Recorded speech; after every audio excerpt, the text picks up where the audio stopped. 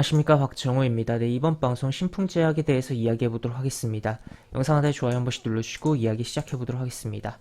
네, 신풍제약 오전 초반에만 국내 코로나 확진자 수가 급증을 하면서 역대 최고를 찍으면서, 그리고 해외에도 확진자 수가 늘어나면서 코로나 테마주 했을 때 가장 강력하게 움직였던 종목이다 보니까 흐름이 양봉으로, 흐름이 초반에만 했다고 또 흐름이 나왔는데, 중간부터 이제 기사가 하나 뜨면서 윗꼬리가 달리고, 그 다음에 음봉 전환 내지 그 다음에 추가로 이렇게 급락이 나오고 있는 상황이다 라고 볼 수가 있겠는데, 어떤 부분 때문에 이러한 흐름이 나왔는지 좀 체크를 해보고, 또 추가로 신풍제약가 어떻게 현재 봐야 될지, 별로 좋게 볼 수는 없는 상황인데 어떻게 봐야 될지에 대해서 좀 이야기를 해보는 시간 가져보도록 하겠습니다.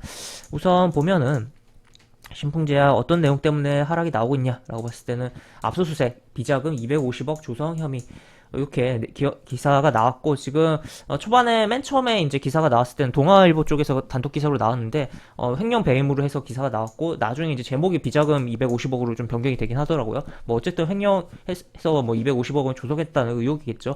하여튼 그러한 부분인데, 아무래도 이게 횡령, 배임 이런 게 굉장히 주식에 안 좋은 영향을 줄 수가 있는 악재 중에 악재잖아요. 그러다 보니까 주가가 당연히 자연스럽게 하락이 나오고 있다라고 볼 수 있겠고, 그럼에도 불구하고 이 기사가 처음에 나왔을 때는 이제 생각보다 윗꼬리야, 양봉에서 윗꼬리가 좀 달리긴 했지만 생각보다 반응이 좀 덜하긴 했었습니다. 그럼 아무래도 해당 기사에 대해서 이제 덜 접한 부분도 있었을 거고, 또 추가로 신풍제약이라는 종목 자체가 굉장히 좀 강선 주주분들이 많은 종목이다 보니까 주가가 안 밀린 거, 좀 덜 밀리다가 갑자기 좀 낙폭을 좀 키웠던 거 아닌가라고도 좀 생각을 해보는 부분이다라고도 볼 수 있겠습니다. 어쨌든 굉장히 좀 악재가 나왔다라고 볼 수 있겠고, 이게 결론이 어떻게 되는지도 또 지켜봐야 될 텐데, 일단 그러한 부분은 이제 시간이 걸려서 나올 테지만, 현재 시점에서 결국에 종목의 흐름을 좀 보자면 어떠한 부분으로 봐야 될까라고 봤을 때는, 이미 추세가 이제 계속적으로 하락에 대한 부분이 접어들고 있었고, 지금 보시면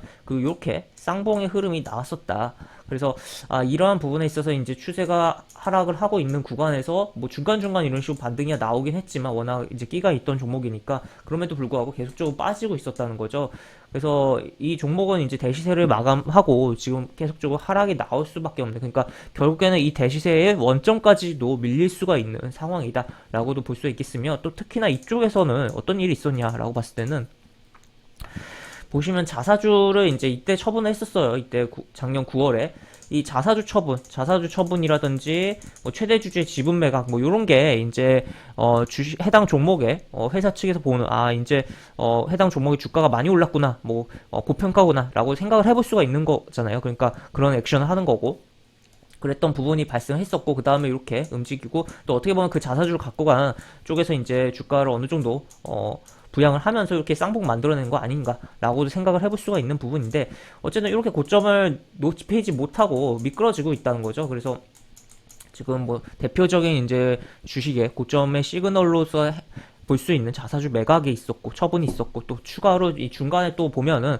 어떤 내용이 있었냐라고 봤을 때는, 지금 보시면 이 내용이 있었습니다. 이제 올해 이제 4월에 이제 최대 주주가 지분을 매각하면서 200만 주를 매각을 했다라는 거가 볼 수가 있겠고, 4월이 어디냐라고 봤을 때는 이쪽이거든요. 이쪽에서 이제 4월 27일 이쪽. 그래서 그때 이제 한 번 더 레벨 다운되고, 재차 잡아줬다가 어느 정도 움직임이 나오긴 했었지만, 다 재차 계속적으로 이런 흐름이 연출되고 있다라는 것을 체크를 해볼 수가 있겠습니다. 그래서 일단 어쨌든 이 종목에 있어서 이 희망을 갖기보다는, 지금 이 종목은 이제 보유하고 있다면 탈출만이 좀 살 길인 종목이다라고 해석을 해볼 수 있겠고, 현재 계속적으로 내려가면서 당일 저가도 좀 갱신해주고 있는데, 3만원 내지 25,000원까지도 최소한 밀릴 여지가 있는 상황이다 라는 것을 체크를 해볼 수가 있겠습니다. 어떤 점 때문에 그렇게 보냐라고 봤을 때는, 기술적으로 보면은 여기 보시면 이렇게 요 자리, 여기가 이제 3만원 부근이다 라고 해석을 해볼 수가 있겠고, 또 추가로 이쪽이 이제 25,000원이라는 부분이 이제 요 시세가 나오기 전에 이제 좀 시세가 나왔던 부분이었다.